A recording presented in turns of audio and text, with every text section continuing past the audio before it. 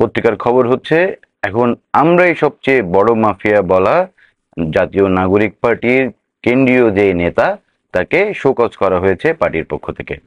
চট্টগ্রাম জেলার আনোয়ারা উপজেলায় জাতীয় নাগরিক পার্টির ঈদ পুনর্মিলনী যে অনুষ্ঠান হচ্ছিল সেখানে তার বক্তব্যে তিনি এই উক্তিটি করেছিলেন। চলুন ভিডিওটির ক্লিপ দেখুন। বাংলাদেশে যদি মাফিয়া থাকে মাফিয়া হচ্ছে আমরাই হচ্ছে মাফিয়া। এখন বাংলাদেশে যদি মাফিয়া থাকে মাফিয়া হচ্ছে আমরাই হচ্ছে মাফিয়া। আমাদের থেকে বড় মাফিয়া বাংলাদেশে নাই। এই যে মাত্র যে ক্লিপটি আমরা দেখলাম সেখানে তিনি যে বক্তব্য দিয়েছেন সেই বক্তব্য একেবারেই যে সত্যটি তিনি প্রকাশ করেছেন সেটি বলার কোনো অবকাশ রাখে না। তিনি যে বক্তব্যটি দিয়েছেন সেই বক্তব্যে তার যেই অভ্যন্তরীণ বিশ্বাস, যেই আস্থা, সেই কথাটি তিনি তার দলের সমর্থকদের মধ্যে তুলে ধরেছেন। এই প্রথম বোধহয় সত্য বলার জন্য কেউ দলীয় পর্যায় থেকে শোকজ নোটিশ পেলেন। কারণ যেই কথাটি আমি বিশ্বাস করি সেটি বলার মতো যোগ্যতা এবং যে বাক স্বাধীনতার কথা আমরা বলে এসেছিলাম সেটির যে প্রয়োগ করলে কেউ মেনে নেয় না তার প্রমাণ হচ্ছে এই শোকজ নোটিশ। আমরা যদি পেছনে ফিরে যাই তাহলে গত 10 মাস বা 11 মাস সময় বাংলাদেশের যে মব কালচারের যে বিস্তার, যে সংস্কৃতি, জ্বালাও পোড়াও ভাঙচুর পিটিয়ে মেরে ফেলা, এগুলো বাংলাদেশের রাজনীতিতে ছিল, কিন্তু গত 10 মাসে আমরা সেটি যেমন হরহামেশা দেখতে পেয়েছি এত বিস্তার বোধহয় আগে কোনো সময় ছিল না।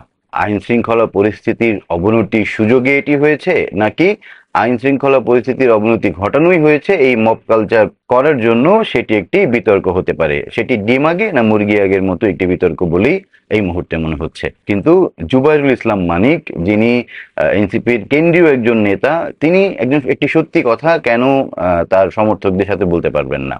তার এই অধিকার অবশ্যই থাকা উচিত। এনসিপির মতো একটি দলের একজন কেন্দ্রীয় নেতার যদি বাক স্বাধীনতা না থাকে তাহলে আমরা কিভাবে বাক স্বাধীনতার দাবি করতে পারি? এই মুহূর্তে তারা এই যে সবচেয়ে বড় মাফিয়া সেটি তিনি বলে না দিলেও আমরা জানি। আমাদের সম্মুখে যে ঘটনাগুলো ঘটেছে সেগুলো বিশ্লেষণ করলে সেটির প্রমাণ আমরা একেবারে হাড়ে হাড়ে টের পাই। কিন্তু তিনি বলে দেওয়ার জন্য তাকে ধন্যবাদ জানানো উচিত যে তিনি সত্যটি নির্ভীকভাবে বলার সৎসাহস দেখিয়েছেন এবং এজন্য তার দল থেকে তাকে সুগত করা হয়েছে।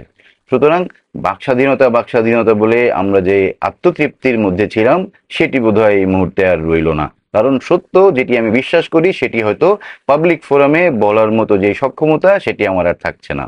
জুবাইরুল ইসলাম মানিককে আসলে ধন্যবাদ দেওয়া উচিত, কঠিন সত্যটিকে তিনি বুক ফুলিয়ে বলতে পেরেছেন।